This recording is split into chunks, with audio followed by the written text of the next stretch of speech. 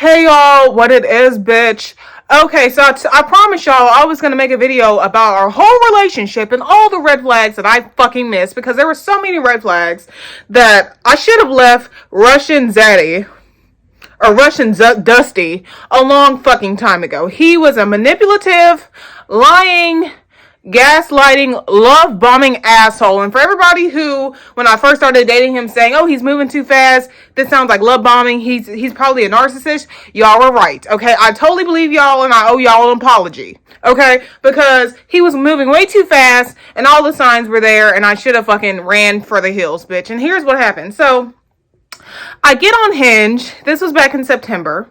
We met in September. Anybody who remembers when I was dating Leprechaun, ugly ass, he had ghosted me out of nowhere. And I was distraught, y'all. I was sad. I felt rejected. I felt like I needed a man so badly. I needed somebody. I was scared of being lonely for the holiday season. I was scared that I wasn't going to find somebody to be my boyfriend more than a month. I was scared, y'all. And I was just like, look, I have to force myself to get back out there and find somebody. I literally find Russian Dusty a day later, like the next day after Leprechaun ghosted me. And he's all like, well, I'm glad you like my picture. Because what happened was I liked his picture on Hinge. Then he likes my picture and then he starts a conversation. He matches with me. He starts saying that he's looking for marriage. He got out of a relationship a year ago. So be mindful of that. He claimed he got out of a relationship a year ago. And that he really wants to find the love of his life. He really wants to find his soulmate. He really wants to make someone his wife soon. He's 35 and he doesn't have much time to waste. And I'm like, well, I'm 28. I don't have time to waste either. We bonded on that. We started bonding on the fact that we both had an alcohol problem. But y'all know that I haven't drank in a year, like almost a year. I'll be a year sober in January. But yeah, I have a history of alcoholism. We bonded on that too. He had told me he had just got out of a rehab center a few months prior, and that, he's working on his sobriety. Another, down the road you'll see that this one's a lie too. But yeah, we bonded over the fact that we both had alcoholism in our history. We both wanted marriage so bad. We both didn't like being single. We both were cancers. His birthday is actually on July, like a week before mine. Exactly a week before mine. That's his birthday. And we also shared some of the same mental health issues. So yeah, a bunch of trauma bonding here. But, I kind of liked it at this time, you guys. I was so vulnerable. I was so eager to get out of my parents' house. I was so eager to show people on YouTube and myself that I could keep a relationship more than a month, that I didn't care that we had so many bad things in common, like the alcoholism, like the mental health issues. Like the fact that he just got out of rehab months prior. I didn't care, bitch. All I cared about was the fact that he had his own house. He was hot. He wanted the same things I wanted. At least that's what I thought. And yeah, I went with it, y'all. I didn't care. I was like, bitch, I need to lock in this man. This man is so amazing. I need to lock in him. In my mind, that's what I was thinking at the time. So we start texting and he's already pouring in the compliments. Oh, you're the most beautiful woman in the world. Oh my God, you're prettier than any woman I've ever talked to before. And all these, extreme, compliments, which are nice. And that's what I needed to hear at the time because I was so emotionally broken from being rejected and ghosted by Leprechaun. Okay, I was dating that dude for a month. I met his kids and everything, and he ghosted me. It was horrible. I felt totally rejected. And me and my vulnerable state of mind, I ate all that shit up that Russian Dusty was saying to me. So we scheduled a date, and when we went out, we went to a crab leg spot because we both love crab legs. And we literally went out on our first date, I think 3 days after talking, which was really fucking fast.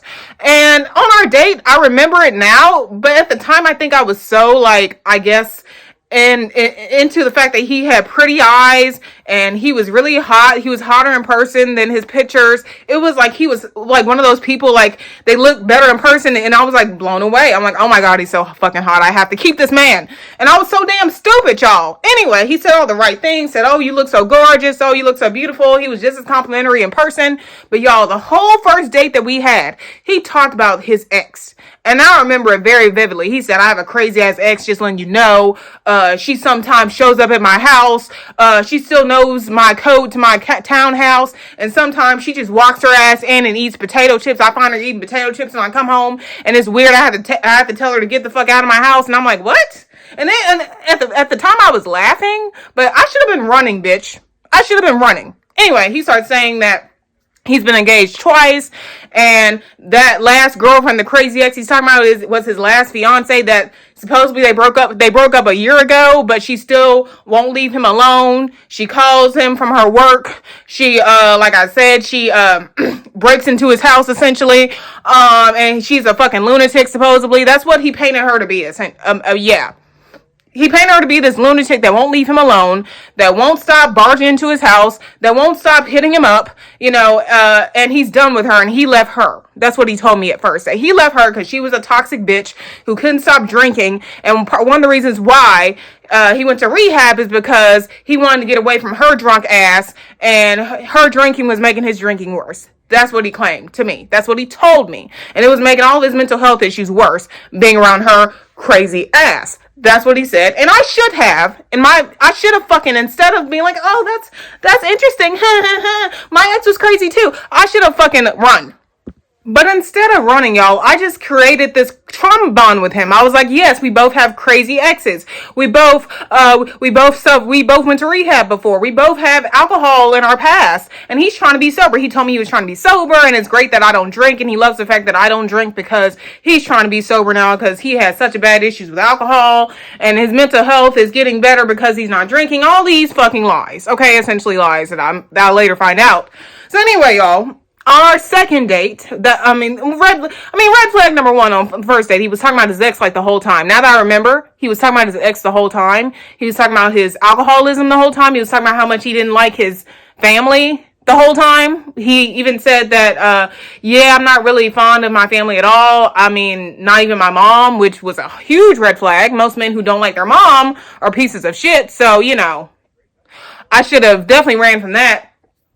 And, it was just the fact that he was just so eager to be with me. He was like, oh, you're so beautiful. Oh my God, I need to have a second date with you. You're so fucking hot. I hope you don't ghost me after this. And he was super eager. He was like, oh, I hope you don't ghost me. Please don't ghost me after this. And that was another huge red flag.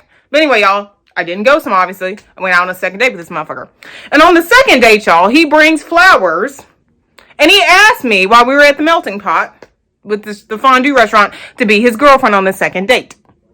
Mind you guys, I hadn't went to his house yet to see the debacle of his house. His house was nice, but what was in it was all of his ex's shit. At this time, I didn't see any of this.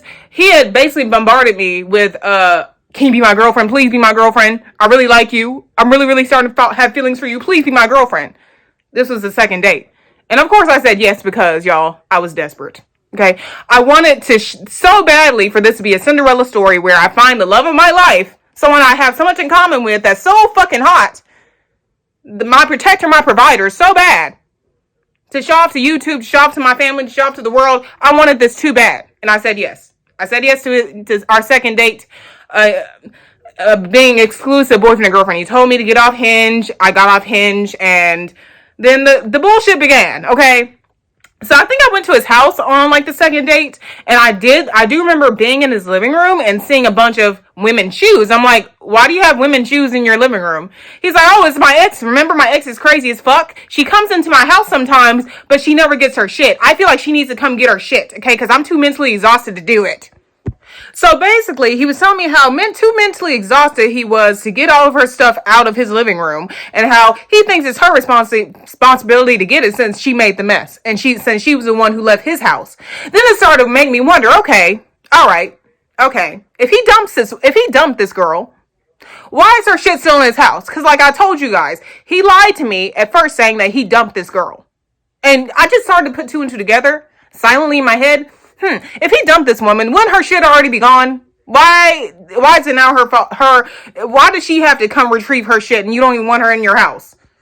The math ain't mathin', but like I said, I was desperate and I still went along with it, which is, I'm mad at myself now. This was I was way too vulnerable to be out there on the dating world. I totally got played for a fucking fool in this. I left him in the end, but in this, anyway, y'all, I left. I remember that night I left, and I left. I didn't have sex with him that night or anything, but I thought a lot about things, and he just kept bombarding me with a bunch of texts saying, I can't believe I have such a beautiful girlfriend like you. I'm starting to fall for you. I feel like I'm starting to fall for you. Okay, this is where the love bombing started. Okay, He started saying, I'm falling for you hard. I'm just so glad that I found someone who's just like me, who has similar issues like me, who can understand me. I feel like you can understand me. I'm starting to fall for you so hard. You're the most beautiful girl I've seen ever. You're the most prettiest girlfriend I've ever had. All these like extreme, like just pouring all the fucking compliments in.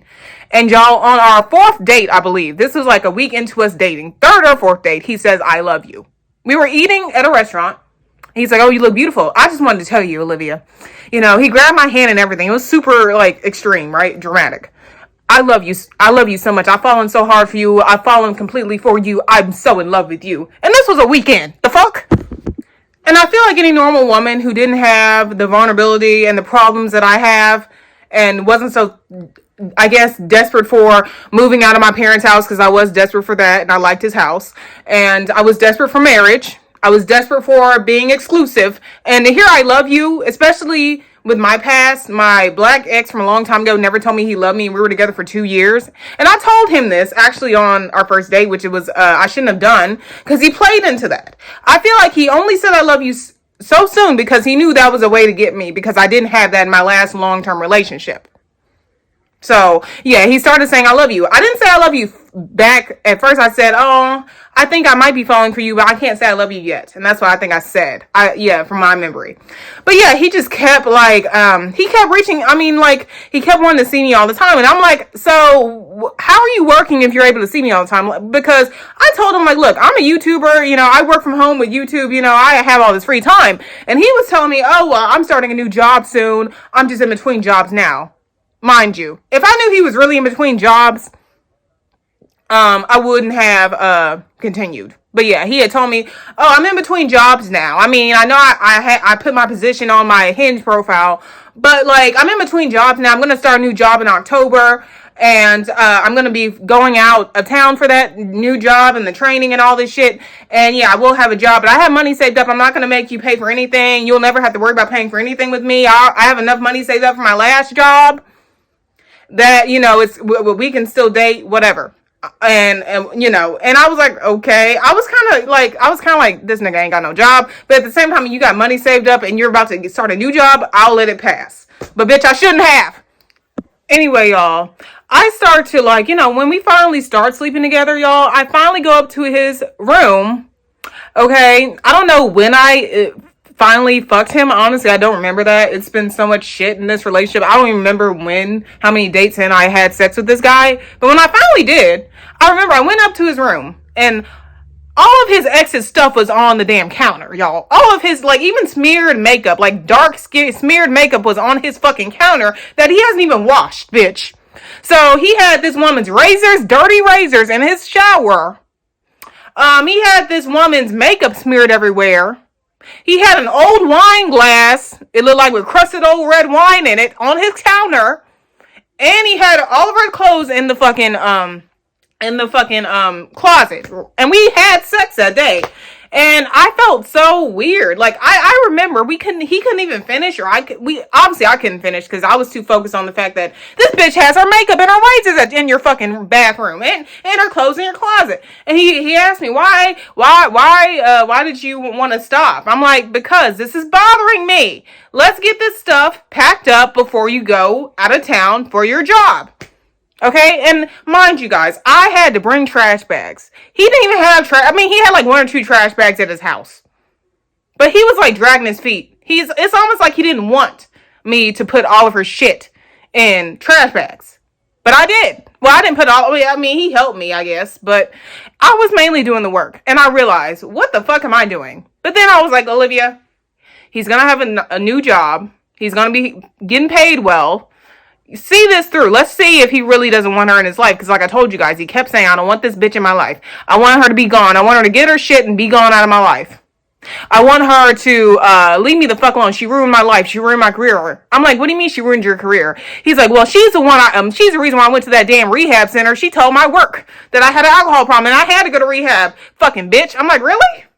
Bitch, if I knew this, I wouldn't have kept dating him. The fuck? Y'all, I was mad. I was conflicted. I was like, what the fuck am I doing here? I should have ended it. But dumbass me was like, well, he's gone out of town for 2 weeks. So it'll give you time to think about things. And for those whole 2 weeks, he kept love bombing me. He kept texting me. Please don't leave me, baby. Please don't forget about me, baby. I love you so much. Just know I love you so fucking much. I miss you so fucking much.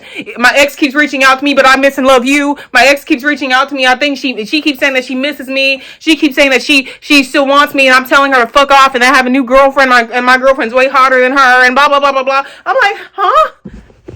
Anyway, y'all, I don't want this video to be 2 hours long, because it probably will be because of all the fucking red flags, but this will be the part 1 of it, bitch. All I'm gonna say is, after he came back home from training for that job, he lost that job, and he down spiraled into drinking a lot, and that was one of the things I told him from the jump that I didn't want. I did not want to date a drunk. I did not want to date somebody who drank. And he started calling me while drunk in the middle of the night, crying on the phone, talking about how he's just, anyway, y'all, bitch, I will talk about it more in the part 2, bitch. There are so many red flags in this part 1 alone that I feel stupid making this, but I'm gonna make this. I'm gonna upload this because, bitch, y'all need to realize, don't be like me. Don't be so desperate to move out. If I wasn't so desperate to move out of my parents' house and have a man, none of this would have happened, okay? None of this would have happened. All right, see y'all next for the part 2.